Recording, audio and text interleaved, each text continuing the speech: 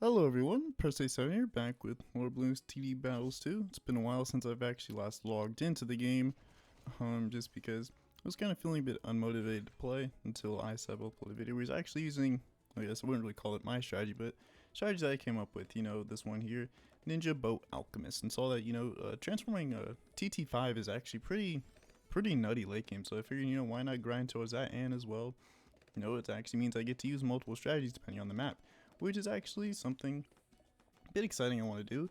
I do have a feeling, just playing like one strategy for every single map isn't like technically the way you're supposed to play the game. It definitely doesn't feel intended to play that way. But unfortunately, just due to like XP and all that, before casual mode and all that, it was kind of hard to like guess you do multiple strategies because you were very limited on what you could and couldn't do. So here's the strategy. Boat Ninja Alchemist. Still not 100% sure how to fully like play this strategy. Simply just because starting is definitely something I just kind of struggle with. Not really sure whether to go ninja or boat. I assume just boat for water because boat flows into cannon ship pretty nicely, which is fairly good. So I thought this dude was trying to pressure me with just like regular spaced balloons because boat will struggle against some fairly game. Then I realized oh, he's probably going tack farm sub, which is a strategy that I am kind of a bit scared about as I'm not really fully sure how to like counter rush it. So anyways, yeah, I'm pretty sure a lot of people would think I'm copying ISAB, but you know what, who cares? It's just a game. So anyways, I actually am pretty fond of this strategy. I do wish that, bottom path boat did get a bit more buffs.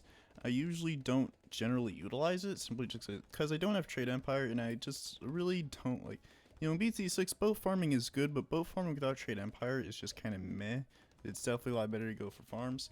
A lot of people have suggested that, bottom path merchantmen should give, eco instead of actually, end around cash, because, end around cash is very limiting, seeing as, again, some rounds last so long in battles too, that it generally, like, end around cash is not very, like, useful.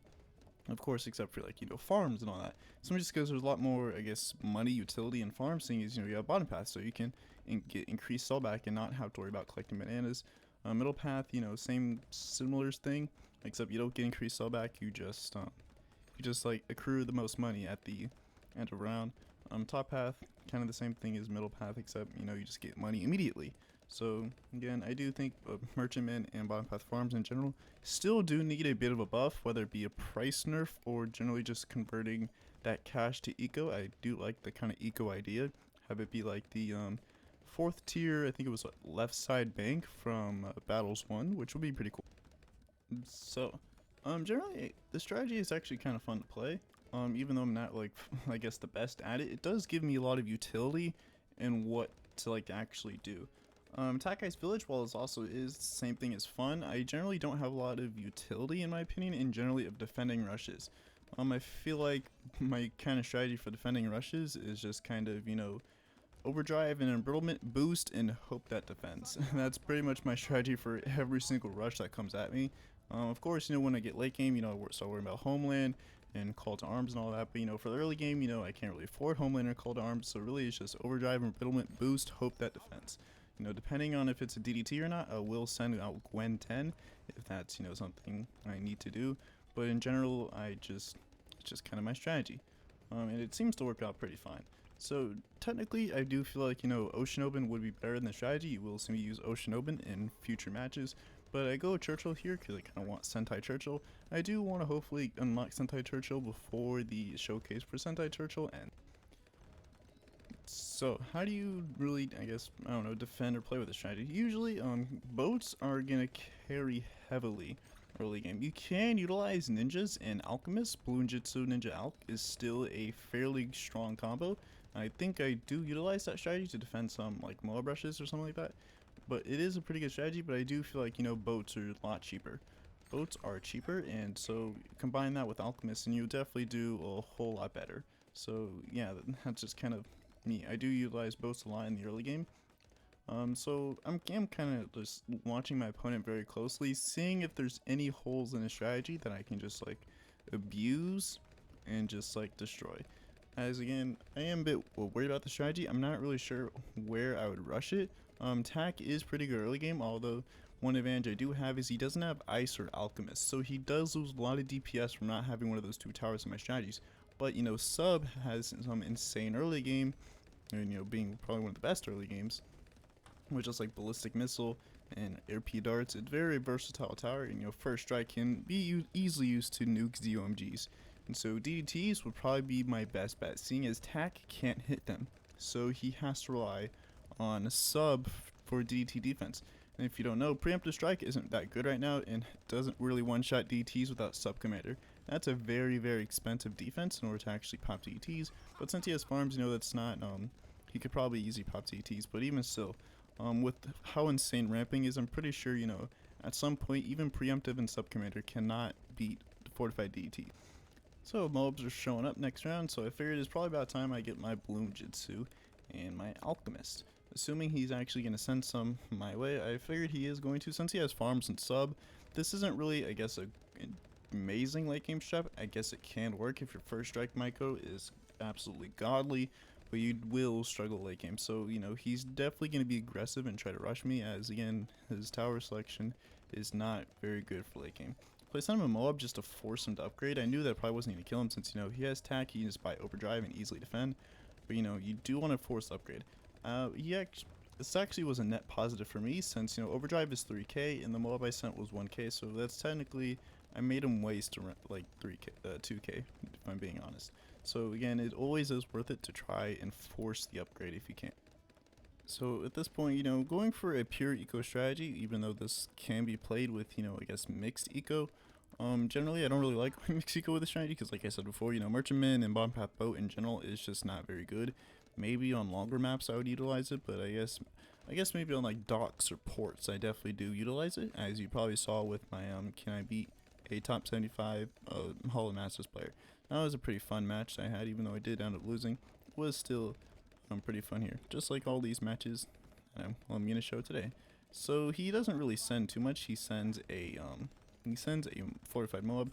This won't really hurt me too much, seeing as again I have Ninja Alk, and you know, Ninja Alk actually shreds fortified ceramics, so it's probably a really easy defense. And I don't even think I really needed it, as you know, 2 cannon chips and Churchill like easily was able to beat it. I still kept it around just to, like, I guess, deter from sending any further rush. So he starts spamming subs, which is very curious. I wasn't really sure why.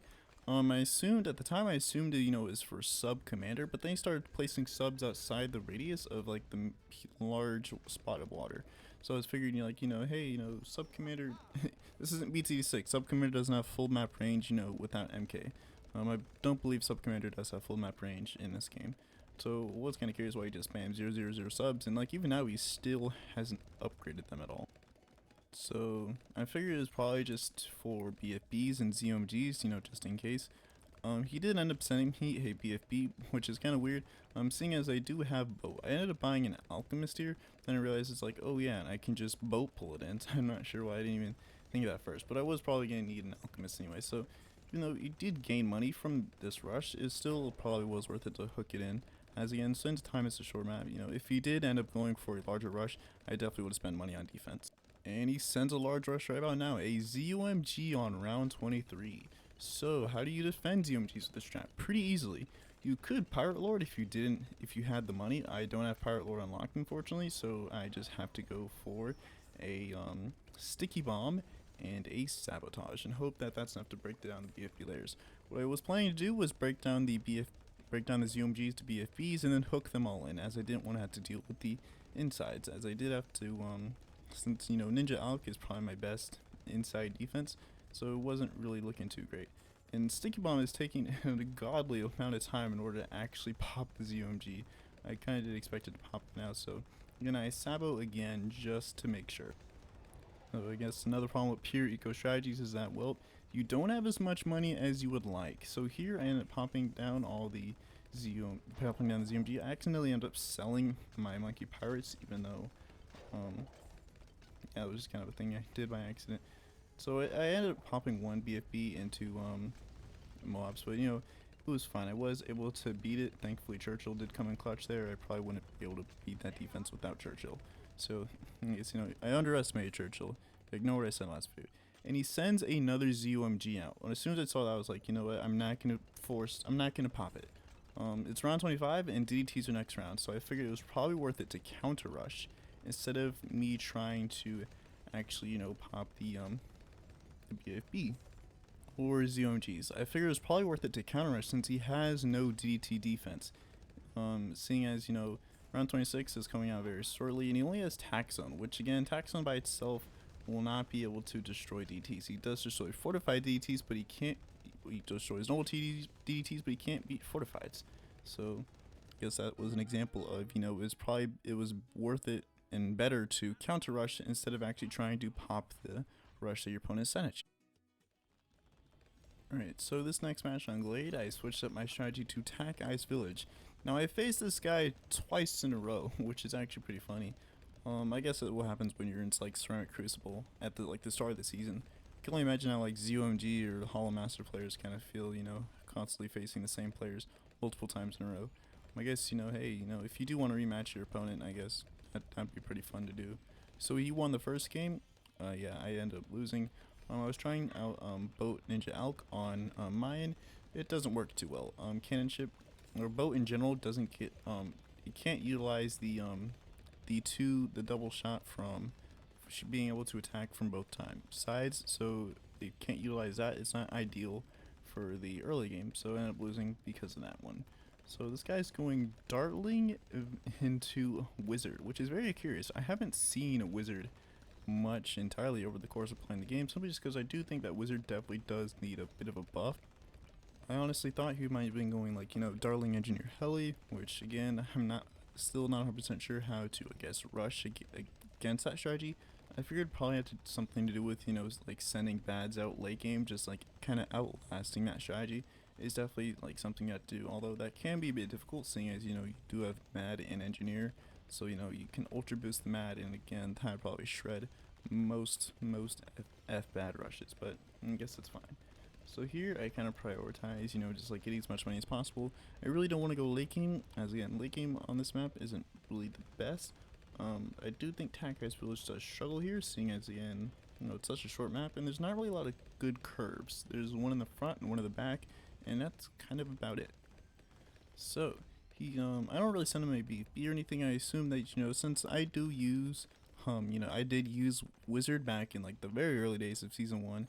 Like, you know, I didn't really know what I was doing, but, you know, NG Wizard Ice wasn't half bad. I did end up making it to Ceramic Crucible, and that was against, you know, the bugged Tack meta, which was oppressive, but not as oppressive as Darling meta, which did keep me down. And it seems he's using Wizard as like kind of the cornerstone of his defense. I assume that, you know, Wizard was generally for support, and then Dartling would be the main, I guess, just damage. But he ends up getting a Summon Phoenix. And so I guess, you know, you've seen, you know, how actually pretty good Summon Phoenix is. I think by itself it can take down like a full BFB.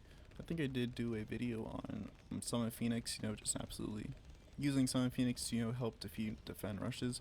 And that was back in Season 1 of Battles 2. And that was pretty fun. That was a good time. Even though, you know, Tack was busted, it was still pretty enjoyable. But anyways, so here I'm just kind of figuring out, you know, what I end up want to rush him with.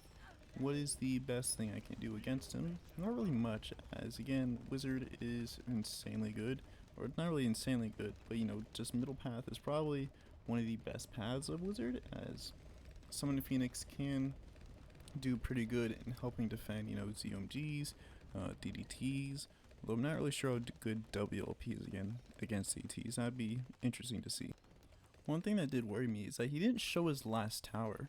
If you notice, he's only shown Darling and Wizard. I wasn't 100% sure like what his last tower would be, and so it was obvious that his last tower wasn't like an ult eco tower, or else he would have placed that by now. So that did give me hope, as I definitely would have more money than him late game, which is a huge advantage in my opinion. So he stopped ecoing here just to make sure, as again, he might send me ZOMG. If he does send me ZOMG, I'm not really 100% sure how I'd defend on this map.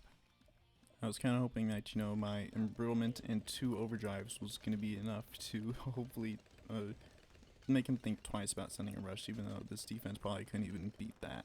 Couldn't even beat a ZOMG if I really wanted to.